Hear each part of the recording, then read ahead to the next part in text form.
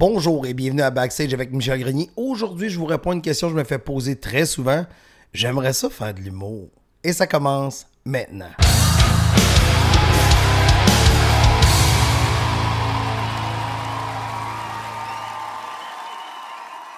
Je me fais souvent approcher par des gens qui me demandent « Hey, j'aimerais ça commencer à faire de l'humour, j'aime ça, j'aime la scène, c'est un milieu qui me fascine, mais je sais pas par où commencer.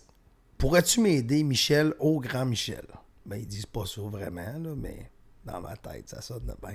Et je vais essayer de répondre à cette question-là que je me fais poser régulièrement. Puis j'espère que ça va aider les gens qui ont le goût de commencer à faire de l'humour. Alors, ben, premier truc que je te dirais, faut tout le temps travailler. Faut jamais arrêter. Faut travailler. Faut tout le temps écrire. Faut tout le temps monter sur scène. Faut avancer. Faut pas rester sur place. Faut trouver un moyen de faire avancer votre art. Ça, c'est le secret numéro 1. Par la suite, comment te rendre au sommet? Il y a plusieurs routes possibles. Il y a autant de routes que d'humains, finalement. Il y en a qui vont choisir d'aller à l'École nationale de l'humour. Il y en a d'autres qui vont faire la technique un peu autodidacte, donc de jouer jusqu'à temps qu'ils apprennent. Il y en a d'autres qui vont prendre un cours du soir à l'École de l'humour et mélanger ça avec jouer. Il n'y a pas de chemin parfait. Chacun a besoin de son chemin. L'École nationale de l'humour a formé plusieurs artistes que présentement vous achetez des billets pour aller voir. C'est des artistes qui ont passé par l'École nationale de l'humour. Pour certaines personnes, ça les aide au bout, pour d'autres moins. Il faut respecter ça. Même chose pour chacune des routes. Mais ce qui est le fun de l'École nationale de l'humour, c'est que ça donne un certain encadrement et le cours, avec les années, a évolué. Dans les débuts de l'École nationale de l'humour, c'était environ, je pense que c'était 6 mois ou 3 mois. C'était très court, le cours qui était donné. Et maintenant, on parle d'un 2 ans de cours. Fait que c'est quand même beaucoup plus long que ça l'était à l'époque. Vous avez un numéro par semaine à produire. Fait que c'est le travail. Ça peut vous donner cette rigueur-là si vous ne l'avez pas. Et ça va vous aider, ça va vous faire rencontrer des gens. Ça peut être une route. L'autre route possible, ça peut être de jouer, parce qu'avec les années, ce qui est le fun de la ville de Montréal, surtout, il s'est développé beaucoup de soirées d'humour.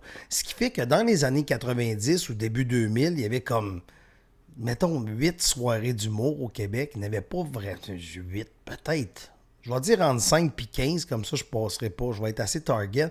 Mais tu sais, des fois, il fallait que tu joues, puis tu attendais quasiment un mois avant de rejouer, puis c'était quand même long. Tandis qu'aujourd'hui, il y a tellement de soirées, et surtout avec l'arrivée du Bordel Comedy Club, il y a des soirées open mic les mardis et mercredis. C'est une bonne place pour commencer. Il y a des soirées tous les soirs pratiquement à Montréal. Et c'est même développé une scène des open micers, et c'est quand même, si vous voulez faire de l'humour et commencer là-dedans, avant d'aller soit à l'école de l'humour ou de voir si vous avez un réel talent là-dedans, peut-être que juste de commencer en faisant des soirées open mic, vous allez voir si vous avez un peu la piqûre, si vous avez le goût de continuer dans cette route. Chose très importante, quand tu commences en humour, enregistre-toi toujours.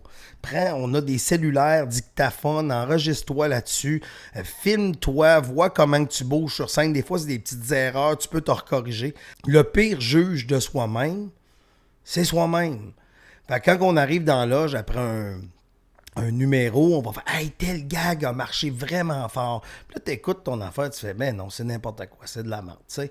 Et même chose, tu vas peut-être dire « Ah, ce gag-là, ouais, c'était pas bon. » Puis tu l'écoutes, tu fais « Hi, la réaction est bien plus forte que je pensais. » Mais c'est pour ça que c'est important de s'enregistrer. Puis tes amis autour de toi, quand tu commences, ils vont toujours dire « Hey, c'était bon, hein, c'était bon. » Ils vont juste te dire « C'était bon. » Mais dans le fond, c'est pas toujours très, très bon. Mais c'est pour ça que c'est tes amis. Tu sais, ils te comptent des menteries des fois, puis toi aussi, tu le rencontres. C'est important de jouer. Je comprends quelqu'un qui est à l'extérieur. C'est un peu spécial de dire « Déménage à Montréal pour faire des open mic. » Tu sais, quand on sait que les open mic ne payent pas.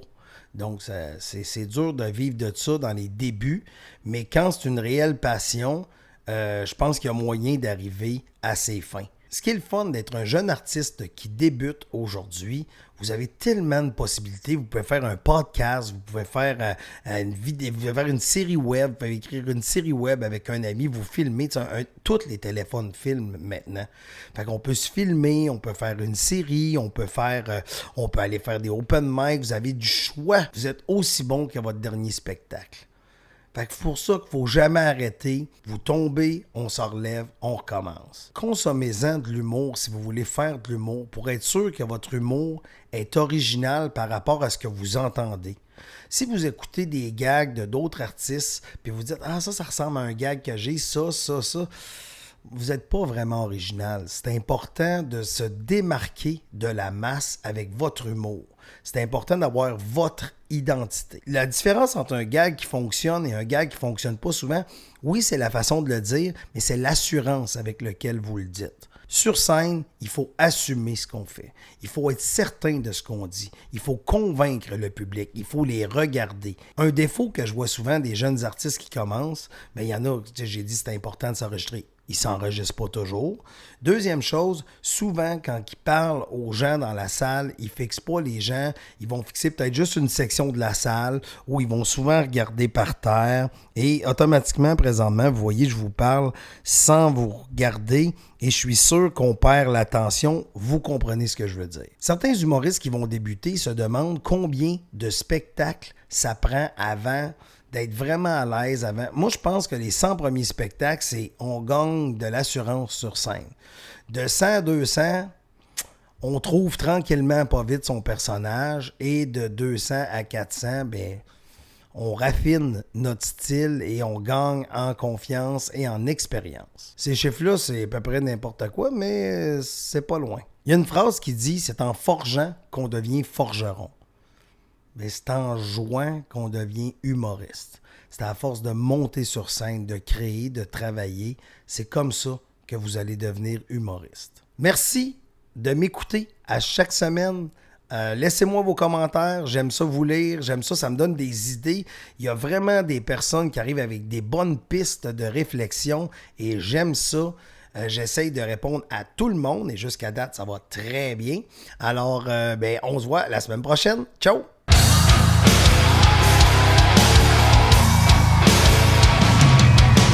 Par applaudissement. Salut, comment ça va? Mon nom c'est Michel, je commence à faire de l'humour. Le monde capote vraiment sur Michel.